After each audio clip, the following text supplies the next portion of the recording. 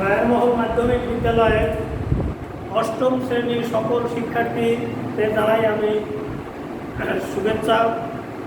আশা করি করোনামুক্ত থেকে স্বাস্থ্যবিধি মেনে চলে তোমরা তোমাদের সঠিকভাবে লেখাপড়ায় মনোনিবেশ করেছো। আমাদের করোনাকালীন স্লোগান করোনামুক্ত বাংলাদেশ করতে আত্মসচেতনতার বিকল্প নাই। তাই আত্মসচেতন থেকে তোমরা করোনাকে মোকাবেলা করে তোমাদের নির্ধারিত লক্ষ্যে যাওয়ার মতো ক্ষমতা তোমরা অর্জন করবে, এটাই আমি আশা করি। যাও, আজ সবাইকে শুভেচ্ছা জানাচ্ছি। আমি দুলাল কুমার মল্লিক, সহকারী শিক্ষক গণিত ও বিজ্ঞান, রায়েরমহল মাধ্যমিক বিদ্যালয়, খুলনা। আজ অষ্টম শ্রেণীর যে বিষয়টা নিয়ে আমরা আলোচনা করব সেটা হচ্ছে বিজ্ঞান বিষয়, বিজ্ঞান শ্রেণী অষ্টম, অধ্যায় অষ্টম। যে পাঠ নিয়ে আমরা আলোচনা করব সেটা হচ্ছে রাসায়নিক বিক্রিয়া। রাসায়নিক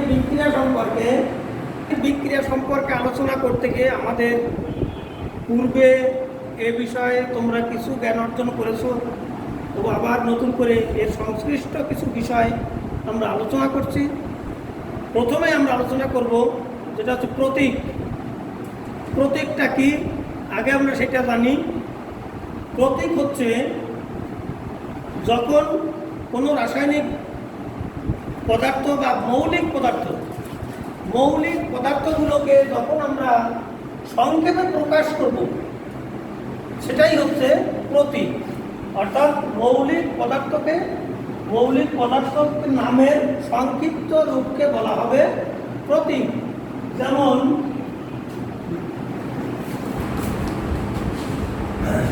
হাইড্রোজেন,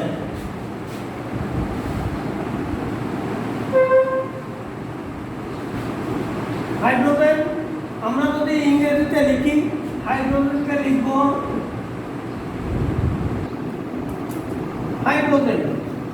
এইটাকে আমরা যখন সংক্ষেপে লিখব তখন এই প্রথম অক্ষরটা এইটাকে আমরা প্রতীক যেটা যেভাবে লিখবো সেটা এইচ, এইটাই আমরা প্রতীক হিসেবে ব্যবহার করি। একইভাবে অক্সিজেন যদি লিখি এর ইংরেজি নাম হচ্ছে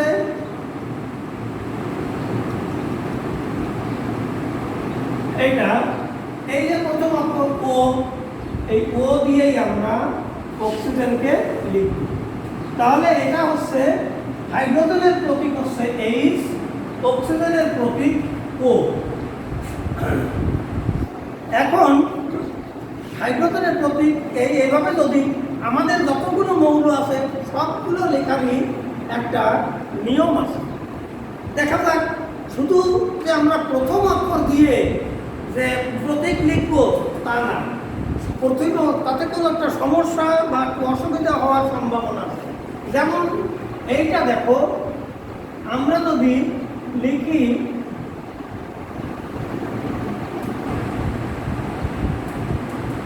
বোরন, ইংরেজিতে হচ্ছে BORN, তারপর ব্রোমিন,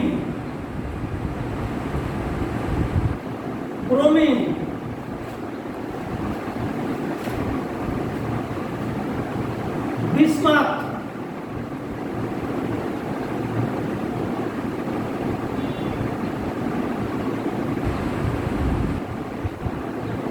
এরকম আরো অনেক শব্দ আছে। দেখো এদের প্রত্যেকটারই প্রথম অক্ষর হচ্ছে বি।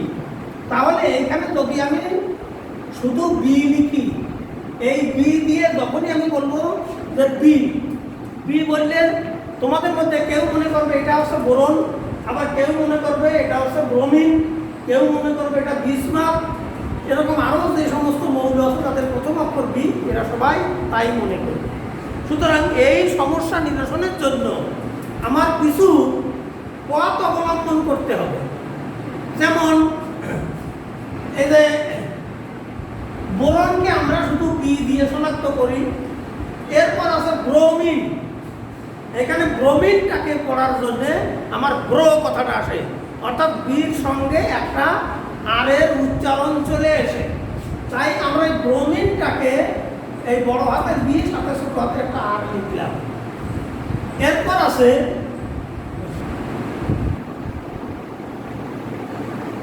আছে বিসমার্ক।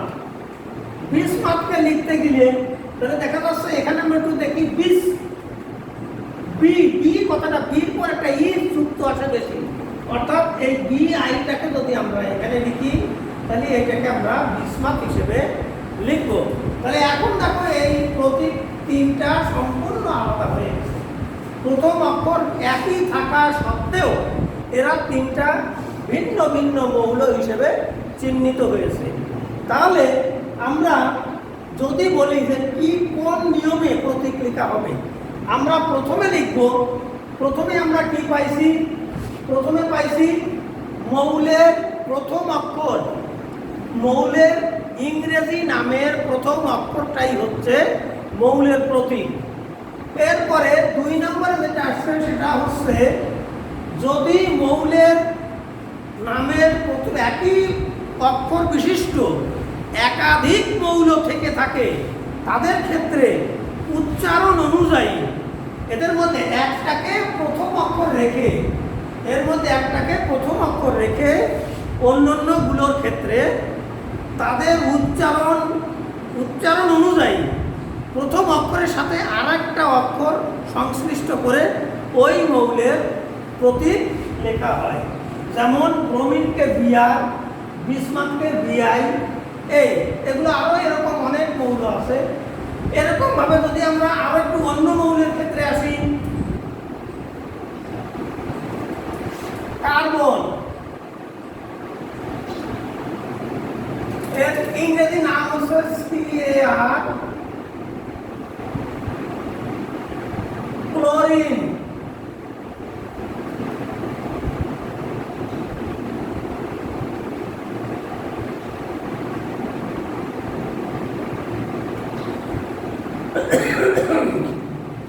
ক্যালসিয়াম,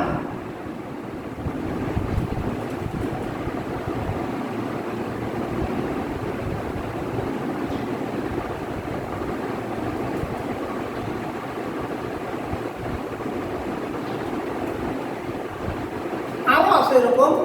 এই তিনটা দিয়ে আমরা দেখি। প্রথমে আছে কার্বন, এর প্রথম অক্ষরটাকে আমরা সি রাখলাম। এর পরেরটা আছে ক্লোরিন। এবার আমরা উচ্চারণের দিকে যাব। ক্লো, কর সাথে ন উচ্চারণ, কয় ন বলার উচ্চারণ আসে, তাই এখানে সি এর সঙ্গে একটা এল যুক্ত করি। সি এল, প্রথমটা বড় হাতের অক্ষর, পরেরটা ছোট হাতের অক্ষর। সি এল, এটা হচ্ছে ক্লোরিন। ক্যালসিয়াম, ক্যালসিয়াম উচ্চারণ করতে গেলে আমার কথাটা আসে, তাই এইটাকে আমরা প্রথম অক্ষর সি তার সাথে একটা এ যুক্ত রাখি। এরকম দেখো আগে যেমন দেখাইছিলাম বি দিয়ে, এবার আসছে সি দিয়ে। এরকম অনেক ক্ষেত্র আছে যেখানে একাধিক মৌলের যদি প্রথম অক্ষর একই হয় তাহলে সেটাকে একটাকে আমরা প্রথম অক্ষর রাখি, বাকিগুলো উচ্চারণের ভিত্তিতে এর প্রতীক লেখা হয়। এটা গেল। আর একটা নিয়ম আছে, সেটা হচ্ছে মৌলগুলোর নাম যখন মৌলগুলো আবিষ্কৃত হয়েছে, কিছু প্রকৃতিতে পাওয়া গেছে, আবার কিছু বিভিন্ন বিজ্ঞানী দ্বারা আবিষ্কৃত হয়েছে, তারপর এগুলোর নাম ল্যাটিন নাম থেকে আসে। অনেক রসায়নবিদ এই নামগুলোকে ল্যাটিন নাম থেকে এগুলোকে সংযোজিত করেছেন। এমনই কিছু উদাহরণ আমরা দেখি। যেমন আমরা বাংলায় নাম লিখলাম তার সোডিয়াম,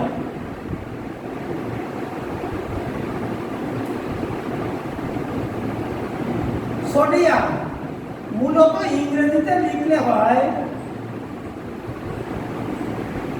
এভাবে, কিন্তু এটা যখন নামকরণ হয়েছে তখন সেটা আসছে ল্যাটিন নাম থেকে, এর নামটা হয়ে আসছে। তাই ল্যাটিন নাম থেকে যখন হয়ে আসছে, ল্যাটিন নাম হচ্ছে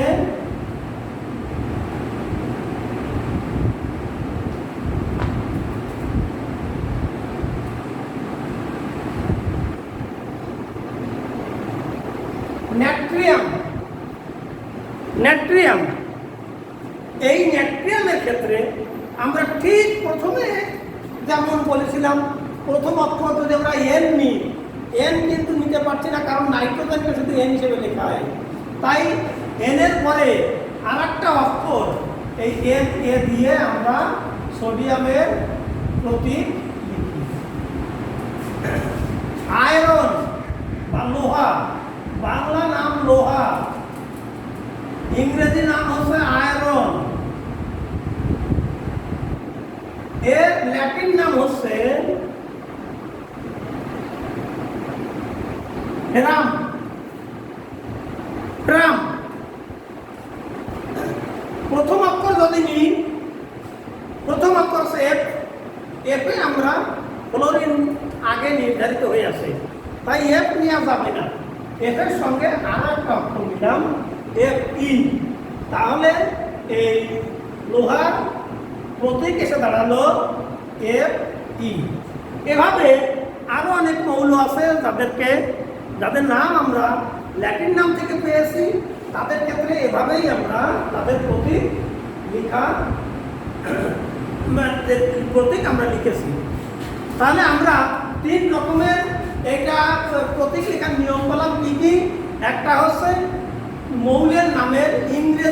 মৌলের ইংরেজি নামের প্রথম অক্ষর থেকে আমরা প্রতীক লিখতে পারি। দ্বিতীয়টা হচ্ছে প্রথম অক্ষর একই হলে, একাধিক মৌলের প্রথম অক্ষর একই হলে প্রথম অক্ষর একটাকে প্রথম অক্ষর রেখে বাকি মৌলগুলোর নাম প্রথম অক্ষরের সাথে উচ্চারণ অনুযায়ী আরও একটা অক্ষর সংযোজিত করে তার প্রতীক লিখে থাকে। তৃতীয়টা হচ্ছে ল্যাটিন নাম থেকে, অর্থাৎ মৌলের নাম যখন ল্যাটিন নামে প্রকাশ হয়েছে, সেই ল্যাটিন নাম থেকে, ল্যাটিন নামের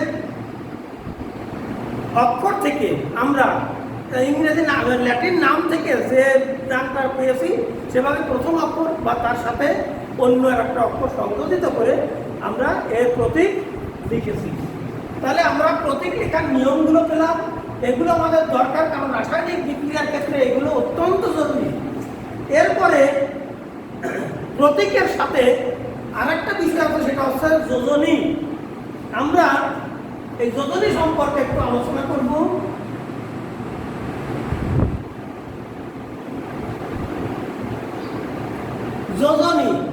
যোজনী হচ্ছে যখন একটা মৌল আর একটা মৌলের সাথে সংযুক্ত হওয়ার প্রবণতা, বা যতগুলো মৌল সংযুক্ত হতে পারে সেটাই হচ্ছে তার যোজনী। যেমন অক্সিজেন একটা মৌল, এই অক্সিজেন মৌল দেখা যায় যে আমাদের মূল মৌল হাইড্রোজেন, কয়টা হাইড্রোজেনকে সে ধারণ করতে পারে? সে সর্বোচ্চ 2 হাইড্রোজেনকে ধারণ করতে পারে। তাই এই অক্সিজেনের যোজনী হবে 2। এভাবে কার্বনের ক্ষেত্রে কার্বন কিভাবে হবে? কার্বনের বেলায় এই কার্বন 3টা হাইড্রোজেন ধারণ করতে পারে, তাই কার্বনের যোজনী 3। এরকম ভাবে তোমাদের বইয়ের 67 পৃষ্ঠায় দেখো বিভিন্ন মৌলের একটা তালিকা দেওয়া আছে, কোন কোন মৌলের যোজনী কি কত সেটা এই তালিকায় দেওয়া আছে। বাংলা নামের সাথে তার প্রতীকও দেওয়া আছে। এইটা তোমাদের সবাইকে অবশ্যই দেখতে হবে এবং বারবার করে এটাকে প্র্যাকটিস করতে হবে যাতে এটা মনে থাকে। এই সাথে আরেকটা জিনিস আছে, দেখো তোমাদের শখের সবচেয়ে নিচে যৌগমূলক নামে আরেকটা ঘর দেওয়া আছে। এখানেও বেশ কিছু রাশি দেওয়া আছে, যেমন ধরো NH4, SO4, SO3, তারপরে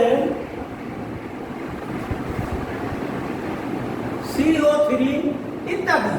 এরকম অনেকগুলো রাশি দেওয়া আছে। এইগুলোকে আমরা সাধারণভাবে বলি যৌগমূলক। কাকে বলে এই যৌগমূলক? যৌগমূলক হচ্ছে কতগুলো মৌলের সংযোজিত অবস্থা যা রাসায়নিক বিক্রিয়ায় পরমাণু হিসেবে ব্যবহার হয়।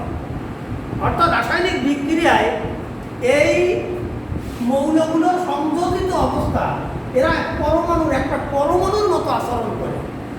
রাসায়নিক বিক্রিয়ায় গিয়ে এরা একটা পরমাণুর মতোই আচরণ করে। এটাকে বলা হয় যৌগ মূলক। মূলত প্রত্যেকটা কিন্তু একটা যৌগ। এখানে আছে নাইট্রোজেনের সঙ্গে হাইড্রোজেন, সালফারের সঙ্গে অক্সিজেন, এখানেও তাই, কার্বনের সাথে অক্সিজেন, এক একটা যৌগ। সেটা সম্পূর্ণ যখন মৌলিক পদার্থের মতো আচরণ করছে, তাই এগুলোকে বলা হবে যৌগমূলক।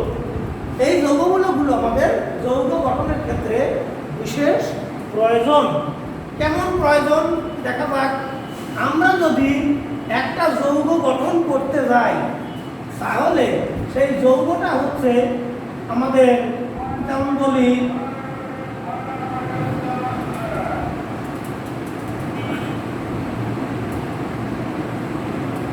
Sodium chloride.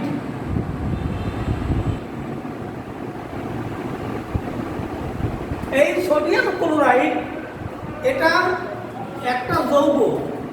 এটাকে আমরা যখন সংকেত দিয়ে প্রকাশ করব, রাসায়নিকভাবে প্রকাশ করব, সেটাকে গঠন করার আগে আমাদের এই একটা বিষয় লক্ষ্য করতে হবে। দেখো এখানে দুইটা অংশ, মানে উচ্চারণের ক্ষেত্রে একটা আছে সোডিয়াম আর একটা আছে ক্লোরাইড। একটা সোডিয়াম আর একটা ক্লোরাইড। প্রতিটা যৌগের এই দুটো অংশ থাকে। এই দুটো অংশের মধ্যে একটা হচ্ছে ক্ষারীয় অংশ আর একটা হচ্ছে মূলক অংশ। এই পাশেরটা হচ্ছে ক্ষারীয় অংশ আর এই পাশেরটা হচ্ছে মূলক অংশ। এই ক্ষারীয় অংশ এবং মূলক অংশ দুটা সমন্বয়ে একটা যৌগ গঠন হয়। তাহলে আমরা যখন এই দুটোকে আমরা দেখি, সোডিয়াম এর একটা প্রতীক আমরা ইতিপূর্বে জানিয়েছি, সেটা হচ্ছে Na। ক্লোরাইড এসছে ক্লোরিন থেকে।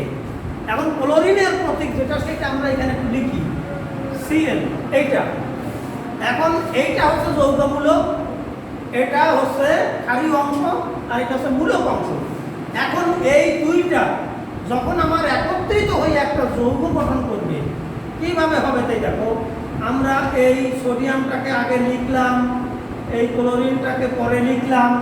এবার দেখি এই সোডিয়াম, ওই তালিকাতে দেখো 67 পৃষ্ঠার তালিকাতে দেখো সোডিয়াম, এই সোডিয়াম অংশের যোজনী হচ্ছে 1। আর মূলক অংশে দেখো ক্লোরিন আছে, অধাতু অংশে ক্লোরিন আছে। ক্লোরিনের এর মৌলক যোজনী হচ্ছে 1। এই দুটোরই একই রকমের যোজনী, তাই এই দুটো একই রকম যেহেতু যোজনী, তাই এদেরকে সমান জিনিস বলে বাদ দিয়ে দিলাম। দিলে যে অংশ থাকবে এইটা হচ্ছে সোডিয়াম ক্লোরাইডের সংকেত। অর্থাৎ ক্ষারীয় অংশ এবং মূলক অংশের সমন্বয়ে গঠিত যৌগকে বলা হবে সংকেত। তাহলে এই যে সংকেত, একাধিক সংকেত আমরা এভাবে গঠন করতে পারি। আরেকটা সংকেত একটু গঠন করে দেখি।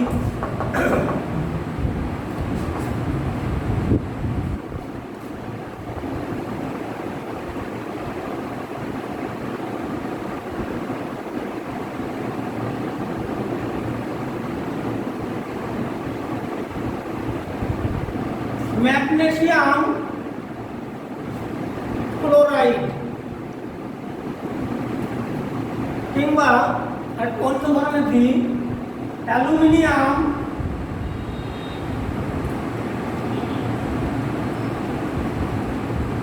অক্সাইড। এখানেও দেখো দুইটা অংশ, অ্যালুমিনিয়াম অক্সাইড। এই পাশেরটা, এই বাম পাশেরটা ক্ষারীয় অংশ, ডান পাশেরটা মূলক অংশ। ক্ষারীয় অংশে অ্যালুমিনিয়াম, আমাদের প্রতীকে আছে অ্যালুমিনিয়াম হচ্ছে Al, অক্সাইড অক্সিজেন থেকে অক্সাইড, তাই এর যৌগ এই মূলকটা হবে O। এই দুইটা যখন আমার এখানে এসে যৌগ গঠন করবে, তখন এদেরকে আমি পাশাপাশি লিখি। এবার দেখা যাক অ্যালুমিনিয়াম এর যোজনী হচ্ছে 3, ওই তালিকায় দেখো। অক্সিজেন এর যোজনী 2। এরা যখন যৌগ গঠন করবে, তখন এই যে যোজনী এরা পরিবর্তন হবে। অর্থাৎ এর যোজনী এর কাছে আসবে, এর যোজনী ওর কাছে যাবে। তাই যদি হয়, তাহলে এখানে দাঁড়ালো এই এ এর এর এখানে নিচে লিখতে হবে ছোট করে, এর 3 যেমন ছিল, এর আসবে 2, এই 2 আসবে এখানে। আর অক্সিজেন এর যেটা 2 ছিল সেটা এখানে হলো, এর 3টা এইখানে গেল। তাহলে অ্যালুমিনিয়াম অক্সাইডকে আমরা এভাবে লিখতে পারি।